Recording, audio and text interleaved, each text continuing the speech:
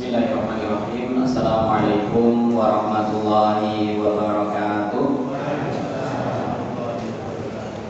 Alhamdulillah wa syukurillah wa la khawla wa la quwwata illa billah. Alhamdulillahilladzi bi ni'matihi ta'atimus shalihat. Asyhadu an la ilaha illallah wa asyhadu anna Muhammadar Rasulullah. Allahumma shalli wa sallim ala nabiyyina Muhammadin wa ala alihi wa ashabihi ajma'in. Amma ba'du. Para sesepuh, ibu sepuh, kasuhan, bapak-bapak, ibu-ibu ingkang kula taklimi lan adik-adik ingkang saya banggakan. Yang pertama, marilah kita senantiasa selalu memanjatkan puji syukur kehadirat Allah Subhanahu wa taala atas limpahan nikmat, rahmat, kasih sayang Allah terhadap kita. Alhamdulillah hari ini kita bisa hadir dalam majelis ini. Sehat saudara Bapak? Alhamdulillah. Ibu sehat saudara? Alhamdulillah.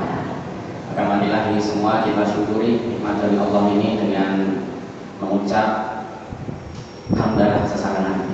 Alhamdulillahirabbil alamin. Dan yang kedua kalinya salawat dan salam kita haturkan kepada Nabi Muhammad sallallahu alaihi wasallam. Bapak Ibu yang dimuliakan oleh Allah Subhanahu wa taala, kali ini mohon izin saya untuk istilahnya tawasobi haq wa tawasobi sabr, saling menasihati dalam hal kebaikan dan kesabaran. Tentunya dalam masih fakir, masih banyak harus belajar, tapi sudah menjadi tugas kita untuk saling mengingatkan dalam hal kebaikan. Jamaah yang dimuliakan Allah Subhanahu wa taala, kemarin kita melaksanakan hari raya Idul Fitri setelah kita melakukan puasa, yang mana puasa ini adalah kewajiban bagi kita masuk dalam rukun Islam. Kemudian kita pun juga menunaikan zakat, zakat. Kemudian setelah itu kita akan menjumpai lagi sekitar 2 bulan lagi, yaitu hari raya Idul Adha. Insya Allah nanti kita sholat di sini lagi, ya, insya Allah kita adakan lagi. Ya mudah-mudahan coronanya cepat pergi, Pak. Jadi kita bisa bareng-bareng malih, tengah-tengah. Umat Islam mempunyai 2 hari raya. Berdasarkan hadis menika, qadima Rasulullah sallallahu alaihi wasallam al-Madinah. Rasulullah sallallahu alaihi wasallam ketika sampai di kota Madinah, wali ahli Madinah yaumani yal'abuna fihima. Dan di kota Madinah dan pada waktu itu orang-orang di Madinah mempunyai 2 hari raya untuk bersenang-senang. Faqala, maka Rasulullah mengatakan, qadimtu alaikum walakum yaumani tal'abuna fihima. Kami datang kepada kalian mempunyai ketika masa jahiliyah sebelum Rasulullah datang mempunyai 2 hari raya. Fa innallaha qad abdalakum yaumani khairan minhuma. Dan ketika Rasulullah datang, maka Allah menggantinya 2 hari raya yang lebih baik, yaitu Yaumul Fitri, yaitu hari raya Idul Fitri, dan 2 Yauman Nahar, hari raya Idul Adha. Kalau kita biasa menyebutnya Yauman Nahar itu adalah hari menyembelih, karena pada waktu itu yang menyembelih tidak hanya kita yang ada di tanah air, karena tanggal 10 menikah yang berada di tanah suci juga menyembelih hewan, tapi namanya bukan udyah, tapi namanya dam hadiyu bagi yang haji tamato. Kalau di Indonesia menikah hajinya haji tamato. Kebanyakan itu menyembelih hewan dam hadiyu. Maka kalau ada yang mengatakan dam itu denda, ada bagaimana? Itu buatan ya, salah. Dam itu penyempurna. Jadi ketika kita melanggar, kemudian melanggar larangan ihram, kemudian kita biar sempurna hajinya sah atau umrohnya sah, maka kita bayar dam. Tapi ada dam yang wajib dan harus dibayar, namanya dam haji. Jadi menikah dan itu berbeda. Maka ada pertanyaan jamaah, saya korbannya mereka haji di Indonesia saja. Jadi di sana nggak usah korban. Itu salah ya, berbeda. Ya, jadi kalau jam hadir itu untuk menyempurnakan hajinya, kalau dia itu untuk mensyukuri atas rezeki yang Allah berikan kepada kita, atau gitu ya. Kalau akikah itu juga mensyukuri untuk beda lagi mereka, beda nggak? Beda. Boleh nggak ketika kita ternyata belum akikoh, kemudian kita menyembelih hewan korban? Boleh, nggak apa-apa. Karena akikoh itu kewajiban orang tua, sebenarnya keharusan orang tua bila mampu ya memberikan akikoh untuk syukur atas kelahiran putranya. Kembali lagi ke sini, kita mempunyai 2 hari raya. Ya, di tanah air kita menyembelih hewan kurban ya, boleh di tanggal 10, 11, 12 Dzulhijjah di hari Tasyrik. Rasulullah SAW mengatakan, "Man dzabaha qabla ayyusholat falyadbah makanaha ukhra." Ketika kita menyembelih hewan itu sebelum sholat Idul Adha ya, maka kita harus mengulanginya. Wa man lam yadbah falyadbah bismillah. Dan barang siapa yang akan menyembelih, maka menyembelih dengan membaca bismillah. Ayam tasyrik kulluha dzabhun. Hari raya ketika hari tasyrik itu adalah hari untuk boleh berkorban.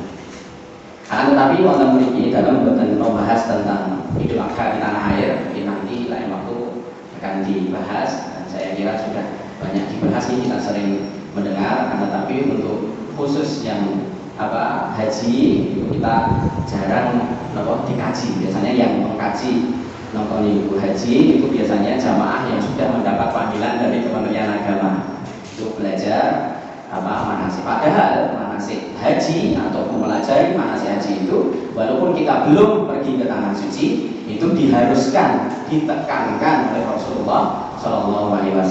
Dalilnya apa?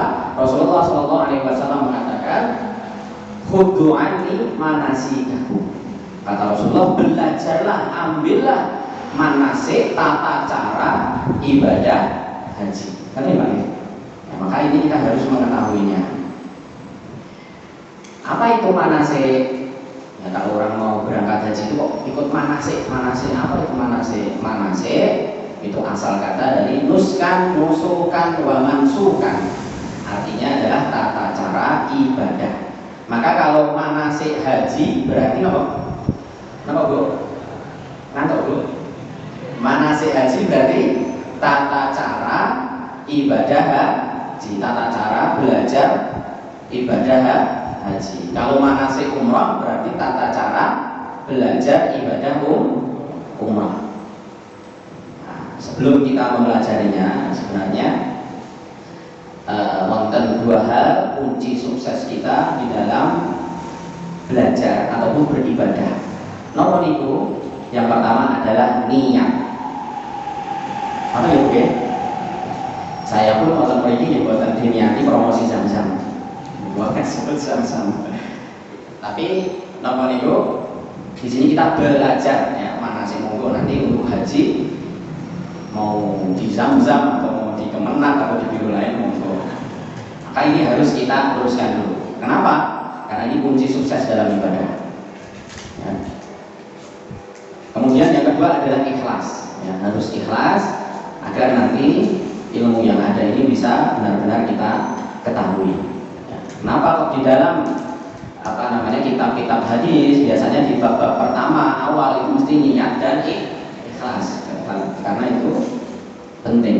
Ya, setiap maghrib biasanya dibacakan ya, kalau Ustaz Fakih, kalau Ustaz Sauki misalnya dibacakan itu bab pertama pasti sekali itu tentang niat dan ikhlas. Nah, kita ketahui dulu biar nggak ngantuk, kan itu ya. Kita baca sesarangan. Bismillahirrahmanirrahim. Fihi,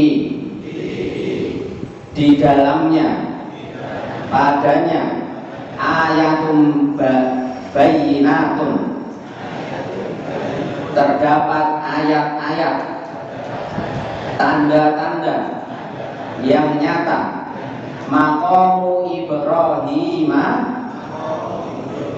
maqam maqam Ibrahim wa man dakhalahu, barang siapa yang memasukinya kana aminan, dijamin keamanannya, walillahi 'alan nasi, diwajibkan atas manusia, hijjul baita, melaksanakan ibadah haji, man istata'a ilaihi sabila, barang siapa yang mampu melakukan dalam perjalanan ke sana, wa man kafar, barang siapa yang mengkufurinya, fa innallaha, sesungguhnya Allah, ghaniyun 'anil 'alamin, sesungguhnya maha kaya dari semesta alam ini. Menikah teksipun kok enten seratanipun Pak Suparno Zaini Dahlan. Ngerti Pak? Niki warisanipun Bapak. Terus Bapak menikah setiap pengawasan biasanya damel ngeten iki. Kayak ngoten lho. Eta iki boten. Biasanya pun teng PHI anu damel ngeten iki tulisannya gede-gede. Nah menikah ternyata dipun jilitaken niku enten 3 bendel ngeten iki. Dan enten iki kula enten dawuh saking Mas Agung di Pulau Kopi ya. Setelah kula nggih wonten PowerPoint. Wonten ayat ini Allah menjelaskan bahwa kita diperintahkan untuk berziarah, melakukan ibadah haji ya. Di sana ada maqam Ibrahim ya. Maqam Ibrahim itu apa? Kuburan. Terus maqam itu bukan kuburan ya. Ya, kalau tadi aku di makam. Oh, makam aja ziarah simbah. Makam di sini maksudnya adalah napak tilas. Nah, maksudnya kalau di kuburan menika ke makam itu napak tilas dulu simbahnya itu dimakamkan di sini. Ditaruh di sini dan kita ziarah mendoakan di sini. Nah, di sini maksud kalau makam Ibrahim itu bukan makamnya Nabi Ibrahim, tapi napak tilas ketika Nabi Ibrahim membangun Ka'bah, maka di situ ada nopo? Niplak kaki gitu ya. Nah, niplak kaki Nabi Ibrahim itu diabadikan oleh Allah Subhanahu wa taala agar kita mengingat Nabi Ibrahim. Waktu sholat pun kita selalu mengingat Nabi Ibrahim. Biasanya yang Bapak Muhammad sering menjelaskan karena beliau adalah bapak tauhid ya. Luar biasa sampai mau menyembelih putranya luar biasa. Nah, di sana diabadikan, maka ketika kita melakukan ibadah umrah atau ibadah haji, kita sholat di belakang maqam Ibrahim. Yang dibaca 2 rakaat, yang dibaca yang pertama adalah surah Al-Ikhlas. Qul itu. Ini tentang ketauhidan. Maka luar biasa ya, walaupun ayatnya pendek tapi luar biasa. Ini mempunyai keistimewaan. Maka Syekh Ali Jabir niku sering ketika ngimami pakai qul hu. Tapi buatan qul hu ae itu kan sinten itu. Ustaz sinten. Nah, kemudian surah Al-Kafirun. Surah Al-Kafirun itu surah yang pendek akan tapi kadang susah. Mana nih begitu? Kadang buatan apa, buatan apa fokus, niku nggih. Walik-walik. Kalau nanti zaman niku sholat di makam Ibrahim suwi banget. Nah, menika bareng kula tangati, lah kula niku maos niku ta. Niku qul huwallahu qul a'udzu qul ya ayyuhal kafirun la a'budu ma ta'budun wa la antum 'abiduna ma a'bud wa la ana 'abidu ma 'abadtu wala antum 'abiduna ma a'bud wala ana 'abidu ma 'abadtum wala antum 'abiduna ma a'bud wala ana 'abidu ma 'abadtum. Orang gandok-gandok ya. Ternyata akhirnya lakum dinukum. Karena ada ayat yang sama. Ya, yang sama. Kok suwi ternyata balik ini. Itu maqam Ibrahim. Wa man dakhala kana aminan. Ketika kita masuk ke dalam Masjidil Haram dijamin keamanannya. Walillahi 'alan nasi hijjul baiti man istata'a ilaihi sabila. Wa man kafara, barang siapa yang mengkufurinya, ya, tidak mau mengikuti perintah Allah, sesungguhnya Allah Maha Kaya. Maka riyen kula nanti ngertos nggih ketika wonten Bapak misi ngeten iki. Dilokke Haji Wahyu ora apa-apa. Napa Bu? Ahmad Haji Wahyu salah ayo ora apa Karena kita dimampukan Allah itu bisa untuk berangkat. Nah, kalau kita mampu berangkat, mumpung masih sehat, masih kuat, bisa berangkat, kita berangkat. Walaupun saat ini belum bisa berangkat ya, karena saat ini masih COVID, umroh masih ditutup. Walaupun bulan Desember sempat berangkat untuk cek di sana umrohnya normal, dan juga mereka nih aja masuk masjid, akun aplikasi namanya pun Tawakalna. Jadi waktu itu di sana di lockdown sekitar 2 bulan. Waktu itu semua masyarakat Saudi harus PCR semua, harus swab. Nanti setelah swab dia mendapatkan aplikasi namanya pun Tawakalna. Nah, aplikasi itu untuk bisa masuk masjid, untuk bisa masuk ke toko. Jadi mereka kalau ke toko bukan ditembak, mereka tembak suhunya. Kalau di sana kan aplikasi, dan semua masyarakat di sana nurut. Bukan aksara aplikasi, bukan sakit tempat pasar, mall, bukan sakit. Nah, maka semua otomatis langsung kedeteksi. Ketika sudah kedeteksi, langsung masjid dibuka lagi. Tapi untuk bisa masjid harus menunjukkan aplikasi mereka. Setelah 10 hari aplikasinya aktif. Jadi untuk mereka kalau sudah kena sudah 13 hari, otomatis sudah dinyatakan sembuh, tidak perlu PCR lagi. Nah, mereka wonten Saudi, alhamdulillah sudah dibuka untuk haji. Nah, umrah ditutup mulai kemarin untuk haji. Dalam asal info dari teman yang baru pulang belum lama ini, tadi pagi dia kepanggil, kalau Saudi memberikan informasi untuk haji saat ini dibuka seluruh dunia 60.000 itu gede, biasanya pun jutaan. Nah, ini dibagi seluruh dunia, mungkin Indonesia namun asal 1.000 atau 2.000, mungkin sekabupaten cuma 10 orang gitu. Atau mungkin nanti ini kebijakan pemerintah belum tahu, kemungkinan nanti ya plus. Nah, itu tentang haji Bapak Ibu. Nah, maka kita ketika dimampukan, fisiknya sudah masih kuat, memang di sini dianjurkan haji itu kalau masih muda. Banyak sekali jamaah waktu di sana ngerti ya Mas, aku mangkat izin no, karena haji itu ibadah fisik. Mumpung masih muda, diberi kesempatan oleh Allah, kita segera berangkat. Kalau sudah sepuh bagaimana? Sudah nggak kuat ke sana, bagaimana? Ini masjid. Nah, kalau sudah sepuh boleh dibadalkan. Nopo itu badal? Badal adalah mewakilkan. Jadi boleh, misalkan panjenengan sudah sepuh tidak kuat pergi ke tanah suci, maka panjenengan minta tolong putranya atau siapa untuk membadalkan pergi ke tanah suci untuk menghajikan orang tuanya. Kalau anaknya nggak mampu bagaimana? Maka belum mampu ini pergi ke sana, bekalnya belum ada. Nah, bisa pesan, berwasiat kepada putranya. Masalahnya yang menjadi ikhtilaf perbedaan para ulama menengok ketika sudah meninggal, makanya ibu ya. Sudah meninggal, orang tuanya, anaknya pengen menghajikan. Ini salah satu pendapat, tidak boleh menghajikan kalau orang tuanya dulu belum pernah mempunyai niat.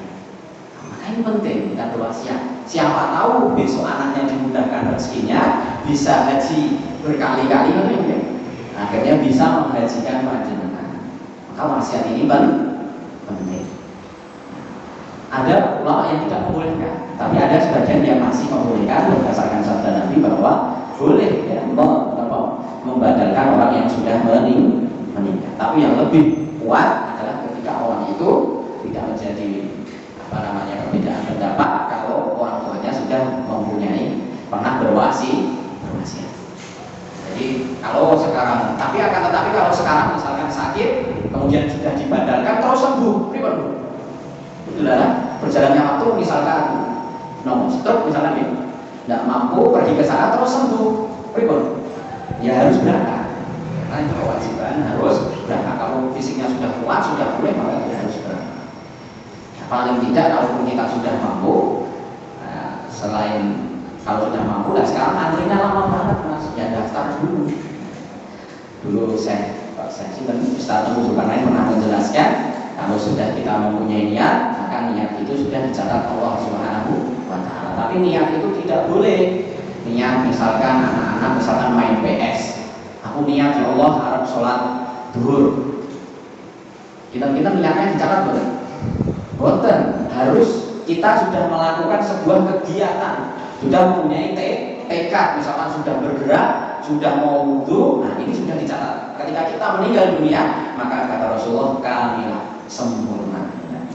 Maka nanti ada orang yang sudah belum pernah haji, belum pernah umroh, tapi sudah berkumpul dengan orang-orang yang menunaikan ibadah haji dan umroh. Kemudian dasar yang selanjutnya Allah Subhanahu wa taala mengatakan wa atimul hajja wal umrata lillah. Surah Al-Baqarah ayat 196. Dan sempurnakan ibadah haji dan umrah karena Allah Subhanahu wa taala.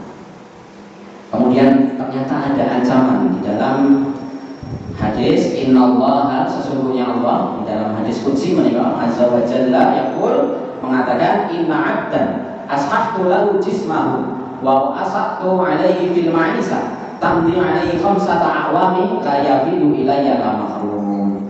Barang siapa yang sudah hamba memiliki sehat badannya, kemudian dia mempunyai kendaraan harta, kemudian dia tidak mau melaksanakan, maka dia terhalang dari kebaikan yang tidak terbatas. Kemudian di dalam hadis riwayat Tirmidzi, man malaka zadan wa rahilatan tubalighu ila baitillah, barang siapa malaka zadan wa rahilatan tubalighu ila baitillah, memiliki kendaraan bekal untuk pergi ke baitillah, ke rumah Allah, wa lam yuhajj, dia tidak mau melakukannya, fala alaihi ayyamuta yahudiyan aw nasraniyan, maka meninggalnya seperti orang Yahudi dan Nasrani. Nauzubillahi min dzalik. Maka minimal niat, kalau kita belum mampu ke sana, minimal niat. Dalam hadis lain dikatakan fa inna ahadakum la yadri ma yaqridu lahu. Bersegeralah kalian menuju ta'ajjalu, bersegeralah kalian menuju haji dan umrah, karena itu diharuskan bagi yang mampu, karena di antara kalian tidak akan tahu apa yang terjadi hari esok. Karena yang namanya mati itu kita tidak tahu. Maka kalau kita sudah dimampukan Allah, toh semua itu dari Allah, maka kita harus segera menyegerakan.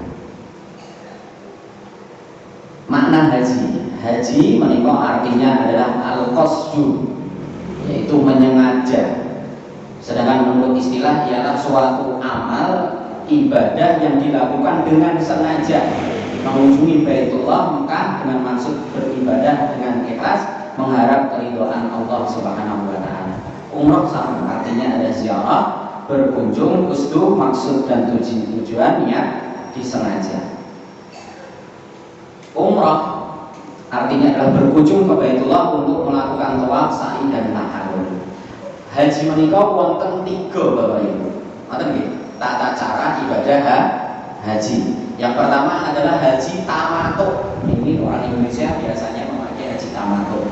Haji tamattu menika haji bersenang-senang. Jadi sebelum tanggal 9 Zulhijjah dia umrah dulu. Ketika setelah umrah nunggu tanggal 9, dia boleh bersenang-senang, bisa melepas pakaian ihram, kemudian dia bisa melakukan larangan ihram termasuk berhubungan suami istri. Ini namanya adalah haji tamattu. Kemudian yang kedua adalah haji ifrad. Haji ifrad menikah Haji kiron sami dengan haji tamattu. Hanya perbedaannya kalau haji kiron itu kita sampai temriko niat itu langsung melakukan larangan ihram sampai tanggal 9 Zulhijjah, sampai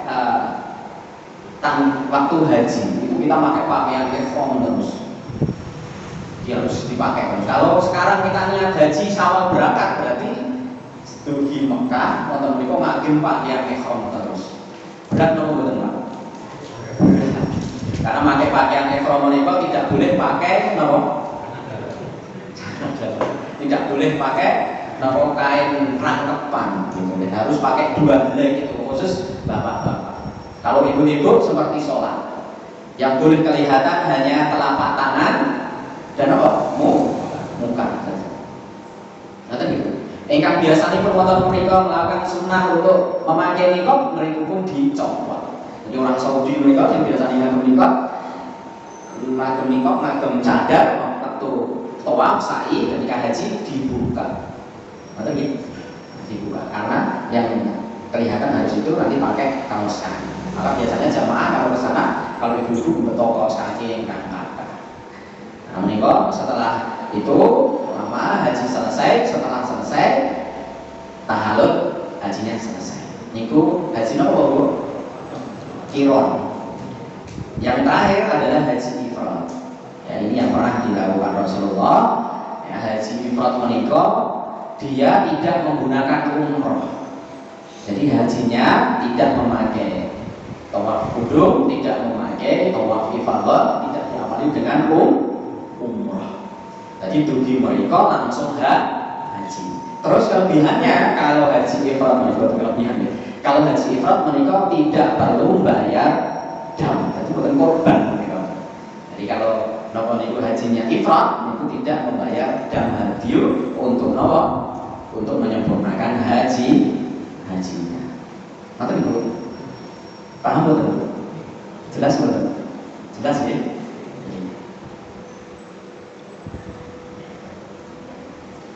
Nah, saat ini haji kok harus mabrur. Kenapa Bu? Kenapa haji harus mabrur? Karena wonten haji tidak mabrur. Karena yang pertama, ketika kita melakukan ibadah haji atau umrah, kalau umrah makbul, man hajja lillah falam yarfus walam yafsuq raja'a ka yaumi waladat umur. Siapa yang haji karena Allah dan tidak rafas dan tidak berbuat dosa, maka diampuni dosa-dosanya seperti bayi yang baru lahir. Kemudian ketika kita melakukan haji dan umrah, menghilangkan kemiskinan. Iringilah pelaksanaan haji dengan umrah karena keduanya melenyapkan kefakiran dan dosa-dosa, sebagaimana alat pandai besi menghilangkan karat yang ada pada besi, emas dan perak. Uang umrah, uang haji dikembalikan berlipat-lipat oleh Allah Subhanahu wa taala. Infak untuk haji sama dengan infak untuk fisabilillah. Satu dibalas dengan balasan 700 kalinya. Maka enten piantun kok berkaji kok malah tambah sugih. Neng kono kok golek pesugihan. Nek sing kalau neng kono jojo golek pesugihan. Ternyata mereka kesirikan dikatakan. Itu di jabal rumah itu sing ngomong kaya jimat menika. Jabal rumah ditulis ya Allah begini katanya di apa namanya ini enggak boleh ini. Malah kesirikan. Tapi memang ketika kita benar-benar mengharap kepada Allah Subhanahu wa taala, uang umroh, uang haji akan dikembalikan Allah berlipat.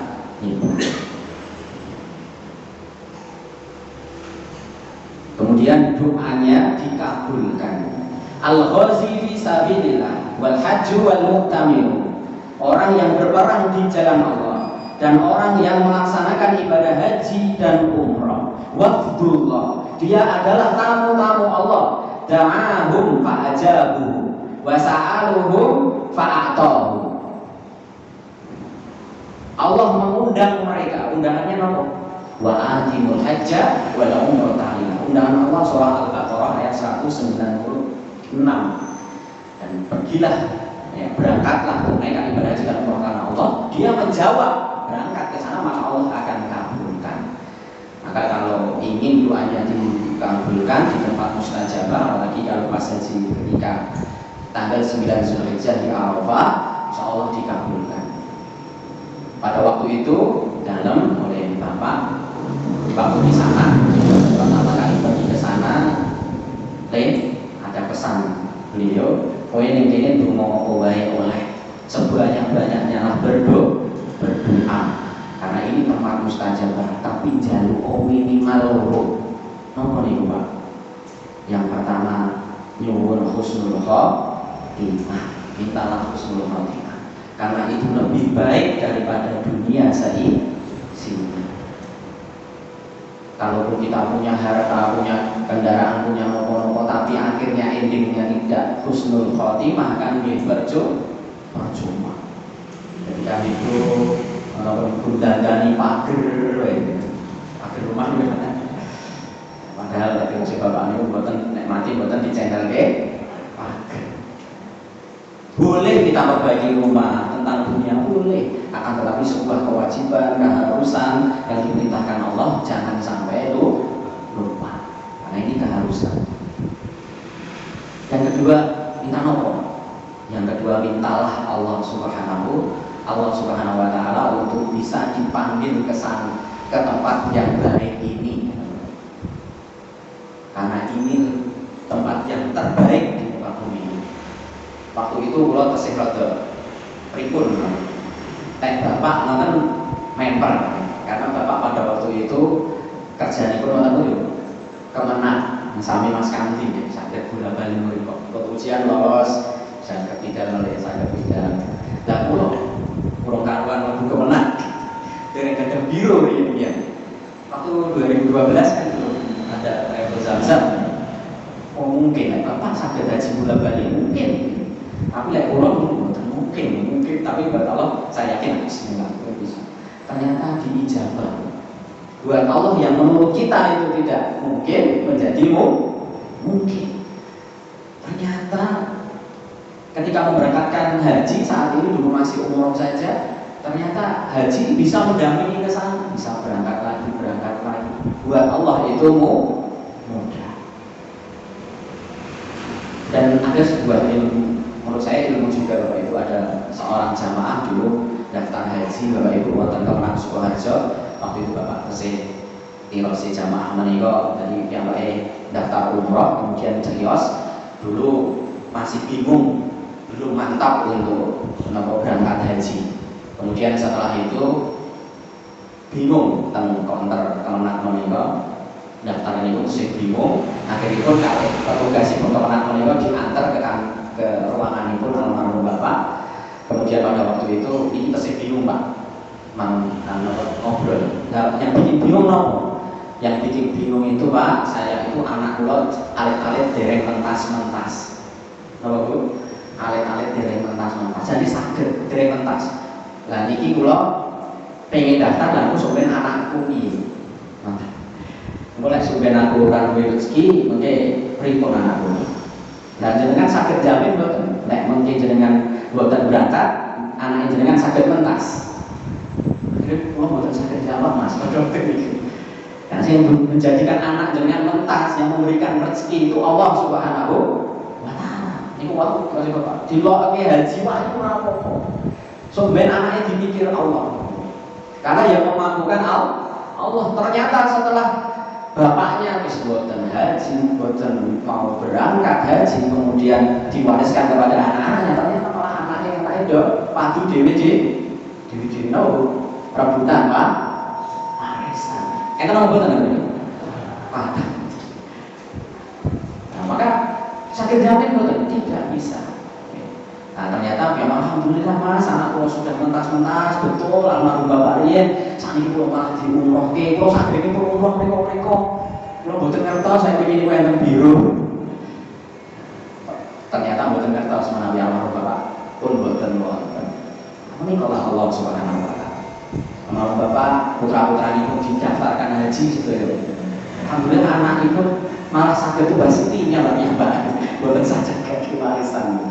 Inilah Allah Subhanahu wa Ta'ala. Ya, maka kalau itu memang perintah Allah, laksanakan. Bahwa Allah akan menjamin sedemikian. Siapa tamu Allah? Wafdullah ala. Tamu Allah ada 3. Al-Ghazi, berperang di jalan Allah, wal hajj, dan haji wal mu'tamir. Dan melakukan ibadah umrah.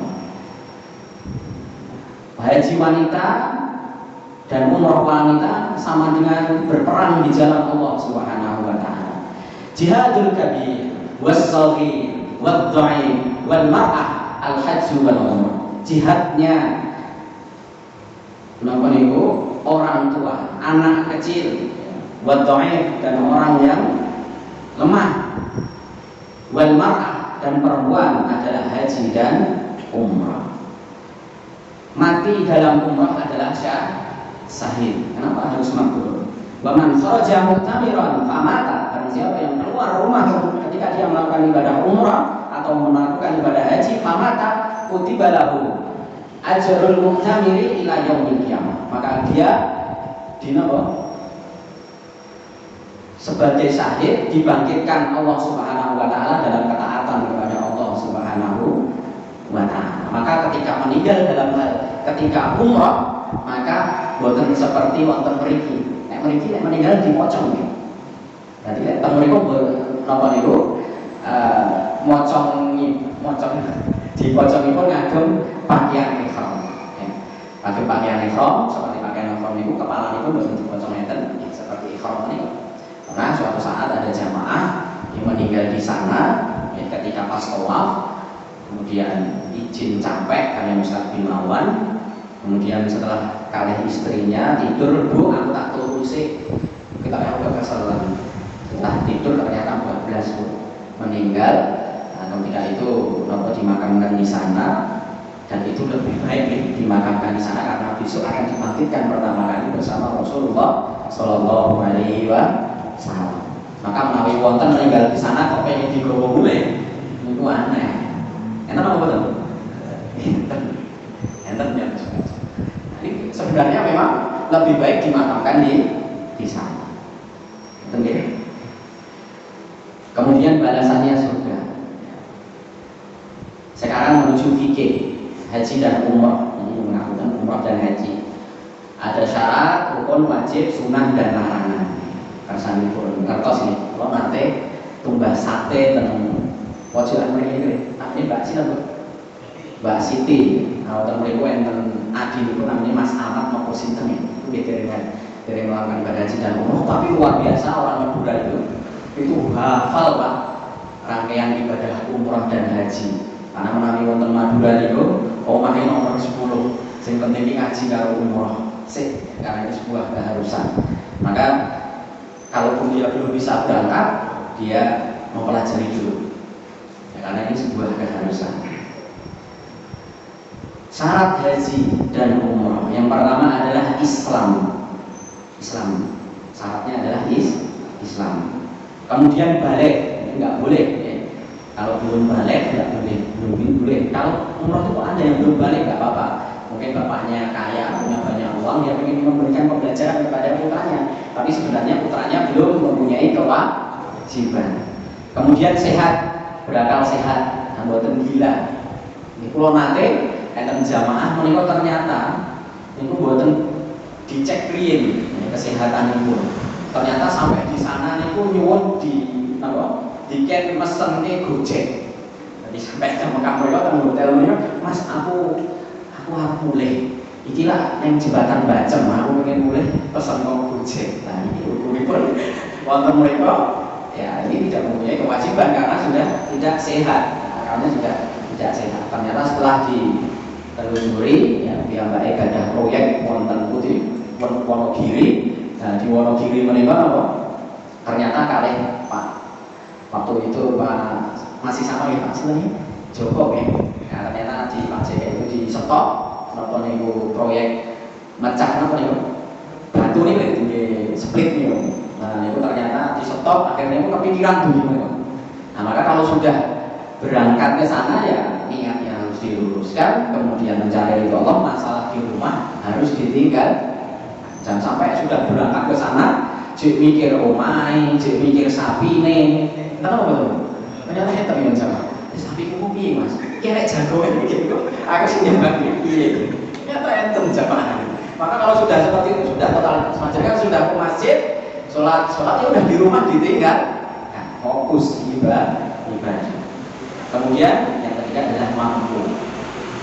Kalau berangkat ke tanah suci ya mampu secara fisiknya harus mampu, harus kuat. Nah, kalau fisiknya nggak kuat ya mampu bisa badan ya, bisa dibadankan. Biasanya kan Pak Kandi nih, mereka Pak kalau manasik haji menikah biasanya itu mengakomodir jamaah karena syaratnya badal ini tidak bisa. Misalkan kita baru haji pertama kali, kemudian kita langsung badalkan, tidak boleh. Harus yang membadalkan sudah melakukan ibadah haji. Maka biasanya Mas Pak Kamti mereka nyerat, nanti mungkin wonten mereka bisa membadalkan. Kemudian merdeka. Ini merdeka sendiri. Merdeka harus merdeka, mampu merdeka. Kalau dulu masih ada perbudakan, harus merdeka. Rukun haji ini harus dilakukan. Jadi kalau kita melakukan ibadah haji ataupun dulu misalkan kalau itu yang sudah haji kok tidak melakukan ini, maka ya hajinya nggak sah. Napa niku yang pertama adalah ihram, harus niat. Ya labbaik hajjan, ya Allah aku penuhi panggilanmu untuk melakukan ibadah haji.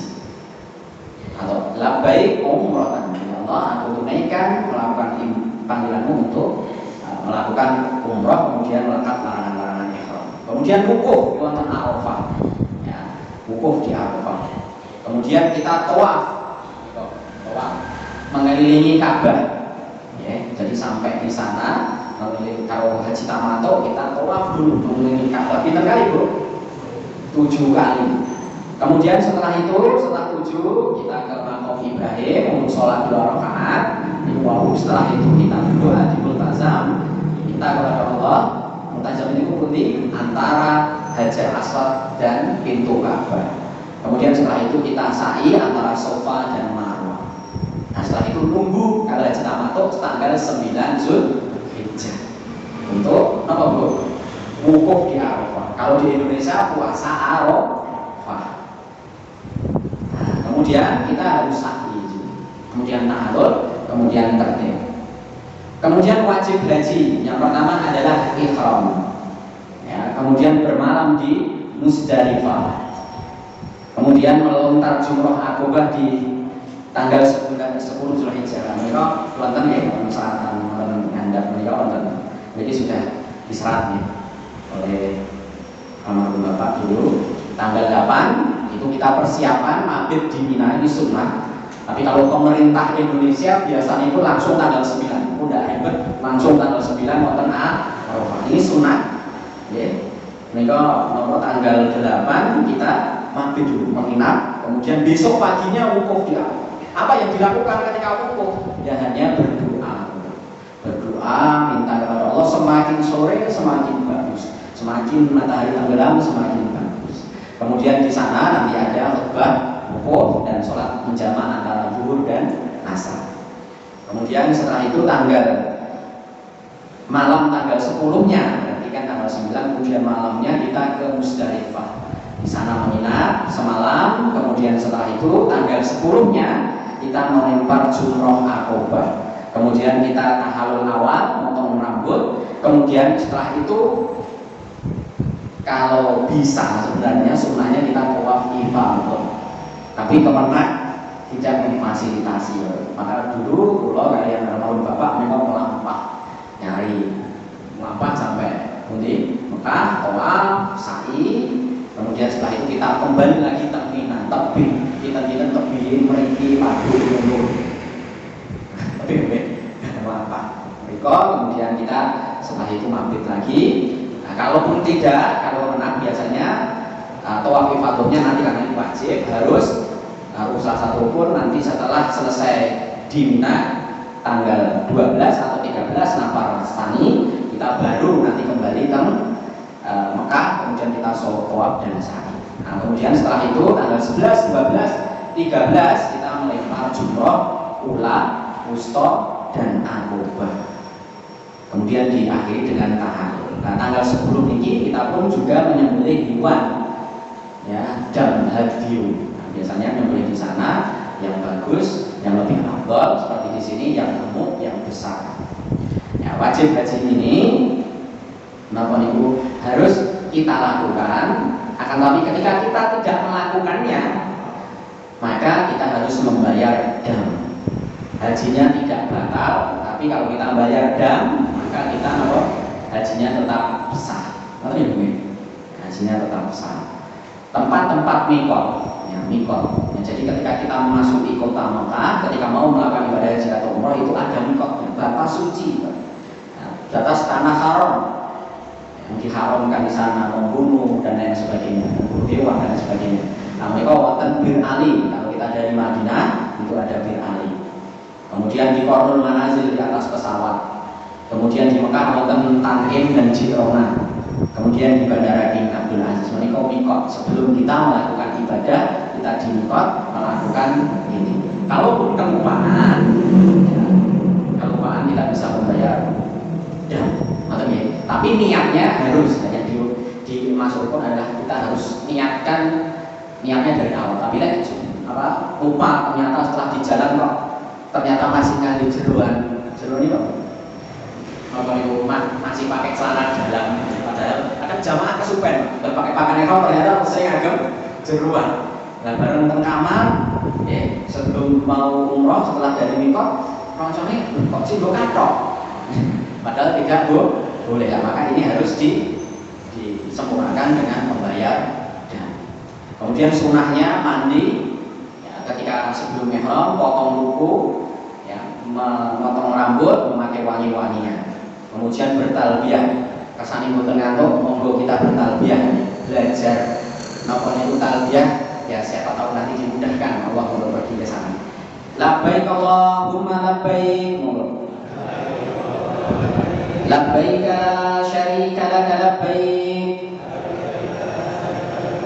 Innal hamda wan ni'mata laka wal mulk la syarika lak. Naminipun talbiyah. Labbaik Allahumma labbaik, ya Allah aku penuhi panggilan-Mu ya Allah. Labbaik la syarika lak labbaik, tidak ada sekutu bagimu ya Allah. Innal hamda wan ni'mata laka wal mulk la syarika lak. Kemudian kita potong rambut, ya, ini sunnah tahallul. Kemudian zikir, banyak zikir. Nanti ketika pas setelah dari mikot, kanan kiri jalan itu banyak sekali. Kalau di sini kanan kiri jalan wonten apa? Wonten baliho, nggih. Pilih coblos nomor 2, atau kalau tidak iklan rokok. Ya. Kalau di sana bukan iklan, tapi bukan tulisan Subhanallah, Alhamdulillah, Allah Akbar. Kersane apa? Kersane pun kita terlalu ingat dengan zikir. Kemudian larangan ihram ini tidak boleh. Yang pertama pakai pakaian gamis, kemudian pakai pakaian, kemudian setelah itu apa? Bapak nggak boleh pakai peci. Kemudian tidak boleh kalau pakai sepatu, tidak boleh yang terlihat mata kakinya, yang tidak terlihat itu tidak boleh. Ini larangan ihram. Kemudian larangan ihram bagi wanita itu tidak boleh pakai cadar, ya. Kemudian tangannya tertutup semua, tidak boleh. Kemudian yang terakhir apa Bu? Apa Bu? Pakai pakaian ketat, tidak boleh. Ya.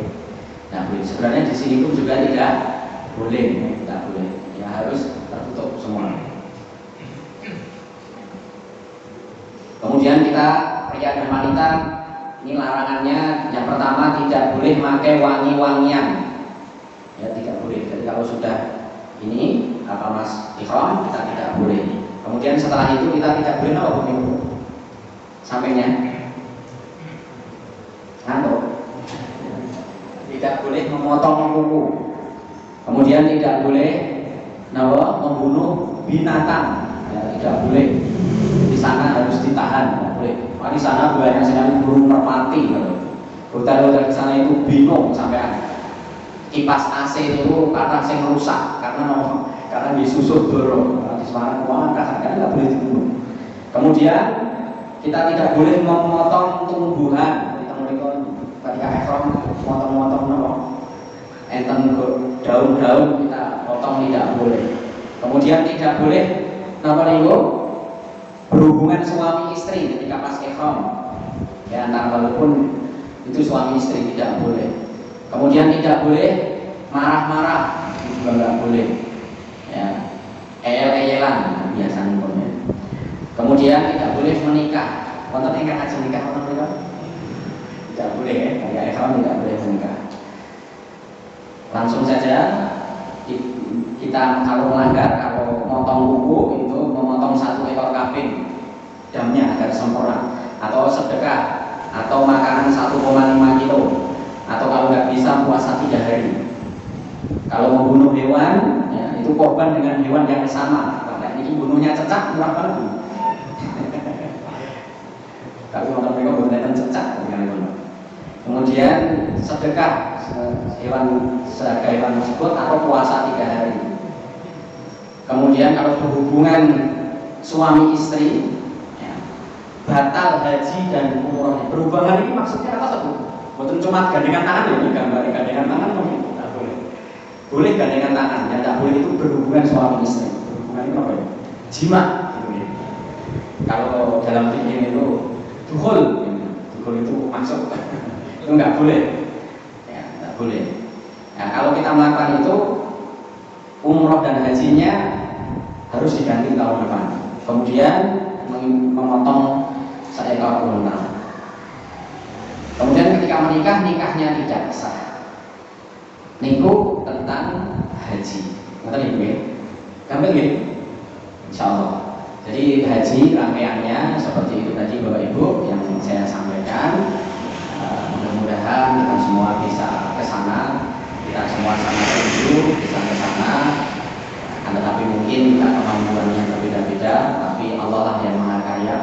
Kalaupun Allah nanti memampukan kita, pasti kita mampu untuk berangkat. Ya paling tidak Bapak Ibu, kalau kita sekarang ini masih kuat tapi belum mampu untuk berangkat ke sana, paling tidak mempunyai wasiat kepada putranya, paling tidak nanti kalau putranya sudah mampu besok bisa mengajikan orang tuanya. Karena ini adalah sebuah keharusan dan sebuah kewajiban bagi kita. Mungkin itu Bapak Ibu dari kami, kurang lebihnya mohon maaf. Allahumma ya mauna wa nafa'na bima 'allamtana wa ahdina rusdana wa ahdina siratal mustaqim. Amin. Amin ya rabbal alamin. Wassalamualaikum warahmatullahi wabarakatuh. Yang itu misalnya kan dibuktikan dengan sesuatu, misalnya tabungan, misalnya kan bukti nyata bahwa itu betul niat haji. Mungkin bisa disampaikan pada gambaran kalau kos haji mungkin mahal, belum mampu.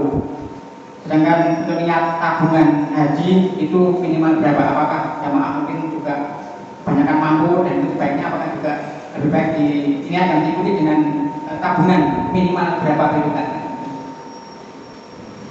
Ya sebenarnya untuk tabungan itu bebas, maksudnya ya semampu kita ya. Dan penting itu kontinu, kita niatkan karena Allah untuk berangkat haji dan kita nabung sedikit demi sedikit. Ini ada kisah menarik, mungkin kemarin sempat kita buat videonya, ternyata banyak sekali yang menarik Bapak Ibu. Ada di sini, ngobrol dengan Larisi ya, Mbak Siti niku wae kang sate menika. Niku dari awal ketika beliau usaha menika nyeling sedikit untuk bisa berangkat ibadah haji. Nah mereka kalau minggu sempat kaget ketika daftar, ketika keluar bahasanya tamu-tamu kalau kita ditamu umroh. Nah kemudian setelah beliau ke situ ngambil Mega Pro, nah, kemudian mau saya daftarkan umroh, kok upahnya 100 juta. Nah, kok kakak mbak, kalau 100 juta, lagi jalananku lagi terus ini mas. Nah nanti yang tulis genap, aku nanti saya tak genap, kalau tak nyeleng sedikit demi sedikit. Nah menikah insya Allah ketika itu kontinu, walaupun cuma sedikit, insya Allah nanti bisa. Ternyata di pulau bapak itu gadah nomor ibu langganan tukang pijet, kecil ini. Yang pencarian, menikah jadi sami, pijetnya kali tangan. Nah setelah ternyata dari dulu sampai sampai sepuh, ternyata nyelengin itu sakit tinggi dan. Nah ternyata kalau kita mempunyai tekad, Rasulullah SAW pernah mengatakan ketika ada salah satu sahabat gitu kan, pada waktu itu dia ketika nonton itu habis perang sekalian Rasulullah mau diberi nonton itu harta rampasan perang. Harta rampasan perang itu adalah harta yang halal, itu ya halal. Kemudian ketika diberikan Rasulullah menuntut seseorang, kemudian dia mengatakan mahal. Ini apa? Hadati sunnah ulaka, ini adalah harta ghanimah untukmu. Ini jatahmu, ini halal. Lalu dia karena ini sebuah perintah dari Rasul dia terima. Kemudian setelah itu dia ternyata Ternyata nggak puas langsung mendatangi Rasulullah. Ya Rasulullah, mana ya Rasulullah? Ini apa ya Rasulullah? Ini rampasan perang untukmu. Ini jatahmu, kata Rasulullah SAW. Rasul, saya sudah ikhlas karena Allah Subhanahu Wa Taala. Saya bahkan saya bercita-cita ya Rasulullah, ketika saya berjihad bersamamu ya Rasulullah, saya bisa mati dalam keadaan syahid. Bahkan saya rela ya Rasulullah, ketika saya berperang membela agamamu ya Rasulullah, saya meninggal tertusuk tombak di leher saya ini ya Rasulullah. Saya ikhlas ya Rasulullah. Rasulullah mengatakan sesuatu yang sangat indah sekali yang perlu panjenengan gubriskan dalam hati panjenengan. Rasulullah mengatakan, "Intasdukillah yasduk." Ketika kamu yakin tentang apa yang kamu cita-citakan, pasti Allah akan merealisasikan itu. Benar, suatu saat perangnya bubar. Nah, ketika itu ada perang lagi. Ketika perang dikumpulkan jenazah-jenazah.